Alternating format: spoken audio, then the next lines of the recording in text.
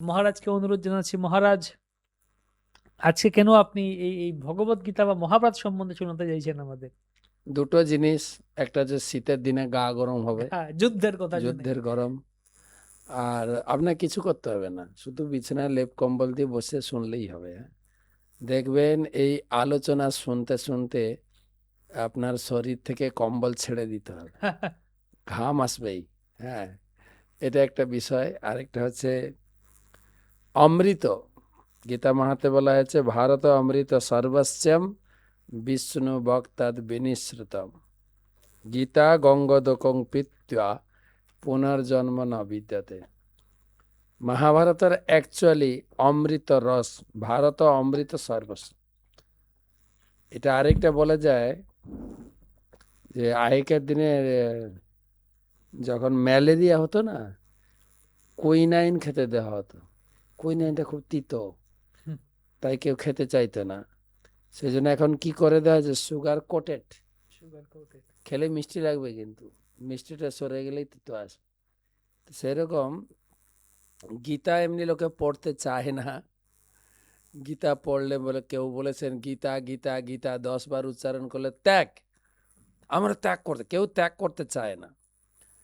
তাই মহাভারতের গল্প শুনিয়ে মাঝখানে গীতা রেখে দেওয়া যায়। মহাভারতটা পড়তে গেলে তোমাকে গীতা পড়তে হবে। তাই মহাভারতের ভিতরে কেন গীতাটাকে স্থাপন করা হলো। আরেকটা বিশেষ ব্যাপার, গীতা একটা পবিত্র গ্রন্থ।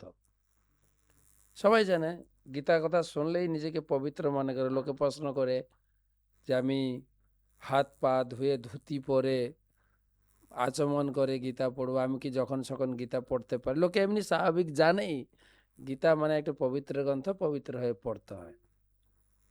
প্রশ্ন জাগে সেই পবিত্র গ্রন্থটি কোথায় একটা যুদ্ধক্ষেত্রের মাঝখানে, যেখানে রক্তারক্তি, হিংসা হিংসি, মানে কি একটা পরিস্থিতি, সেইখানে গীতাটা কেন প্রকাশিত হলো?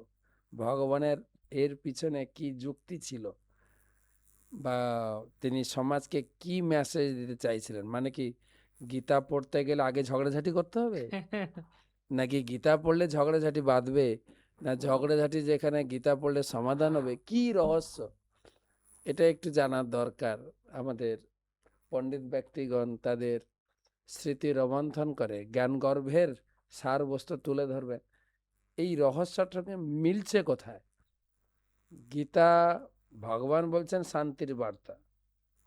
গতকালকে আমি ক্লাস শুনছিলাম আমার গুরুদেবের, বলে যদি শান্তি পেতে চাও গীতা পড়ো। আমার মনে প্রশ্ন জাগছিল, কিন্তু সাহস করে উঠে পারলাম না যে শান্তির জায়গায় তো ঝগড়া কেন। তো যাই হোক, সেই জন্য এই প্রসঙ্গটা, মহাভারত এবং গীতার সংযোগ আমাদের জীবনের জন্য কতটা, বা অর্জুনকে ভগবান গীতা, এই গীতার জ্ঞানটা আমার জীবনের সঙ্গে কতটা সঙ্গতিপূর্ণ। আমার তো কোনো ঝামেলা নেই, কোনো ঝগড়াঝাটি নেই, তা আমি কেন গীতা পড়বো? অর্জুনের মাথায় হাজার ঝামেলা ছিল, তখন পড়ছিলাম।